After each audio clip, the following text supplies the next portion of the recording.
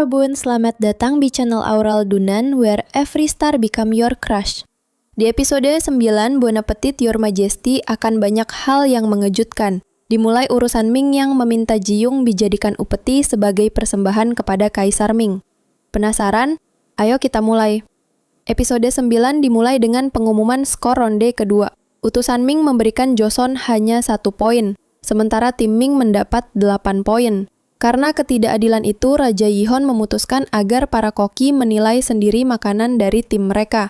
Namun aturan itu makin memicu konflik karena setiap tim hanya mau memberi skor adil untuk dirinya sendiri, sehingga hasilnya seri. Setelah kompetisi, Lee-hon meminta Ji-young menemuinya. Lee-hon mengatakan jika tangan Ji-young masih sakit, kompetisi masih bisa dibatalkan sebelum ronde ketiga dimulai. Lee-hon hanya perlu tunduk pada apa yang diminta oleh utusan Ming. Tapi Ji-young tidak setuju. Dia meminta Lee-hon untuk tidak tunduk pada kepala utusan Ming, karena dia yakin pasti akan menang di ronde ketiga. Ronde final meminta semua tim menyajikan masakan dengan tema ginseng, sup yang mengandung ginseng. Ji-young sebenarnya sudah mempersiapkan plan B jika tutup pressure cooker tak sampai. Tapi di menit terakhir, Chun-seng tiba tepat waktu menggunakan pesawat semacam glider bambu yang dramatis. Ji-young memasukkan ayam ke dalam panci pressure dan memasaknya dengan api besar. Pihak lawan merasa tertekan melihat tim Ji-young. Saat masakan mendidih, panci tersebut mengeluarkan uap. Semua orang takut tekanan dalam cooker akan membuat ledakan, karena mereka baru pertama kali melihat panci seperti itu. Akhirnya masakan Ji-young berhasil matang dengan sempurna. Nama masakan Ji-young Samgyetang Ogolgye Ginseng. Lee-hon dan Yoo-kun menikmati hidangan Ji-young. Rasanya luar biasa. Mereka merasakan energi yang luar biasa.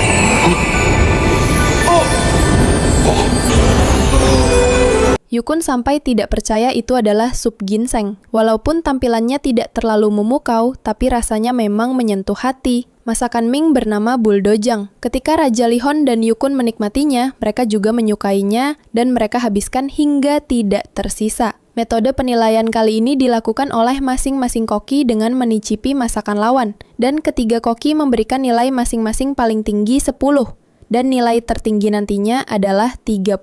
Meski tim Ming tampil dengan bahan-bahan mahal dan eksotis seperti teripang laut, jamur lion's mane, masakan Ji-young menyentuh hati salah satu koki Ming, Kong Wen-li, yang awalnya tidak pernah mencicipi masakan sendiri ataupun orang lain akibat beban perfeksionisme. Saat melihat tampilan sup Ji-young, Kong Wen-li teringat masakan neneknya. Setelah dia mencicipi sup ginseng tersebut, dia menangis sambil berkata, rasa ini adalah rasa yang sudah dia lupakan dan sangat dia rindukan. Dia mengaku kalah karena menurutnya dia tidak bisa melampaui masakan neneknya. Dengan demikian, Joseon menang kompetisi dengan selisih 1 poin. Setelah kemenangannya, utusan Ming menuntut agar Raja Yihon memberikan Ji-young sebagai persembahan kepada Kaisar Ming. Lee-hon marah dan menghantam kepala Yoo-kun dengan kepalanya hingga mimisan.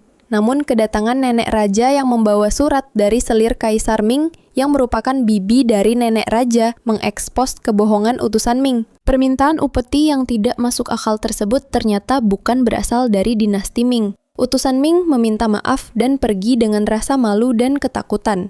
Pangeran Jinmyang meminta Ji-young memasak semua menu yang pernah dia masak untuk utusan Ming. Ji-young menyajikan ayam ginseng dan makaron untuk Raja Lee-hon dan Pangeran Jinmyong. Kang Mok-ju dan Pangeran Jesan menjebak Ji-young. Mereka memberikan racikan obat kepada Pangeran Jinmyong yang jika digabungkan dengan ginseng akan menjadi racun. Pangeran Jinmyong tidak sadarkan diri setelah memakan masakan Ji-young. Ibu tiri Lee-hon menangkap dan menyiksa Ji-young dan memerintahkan agar Ji-young dikurung sampai kebenaran tentang apa yang disajikan kepada pangeran terungkap. Episode ditutup dengan Raja Yihon menghayalkan momen romantis bersama Ji-young tanpa tahu penyiksaan terhadap Ji-young terus berlangsung.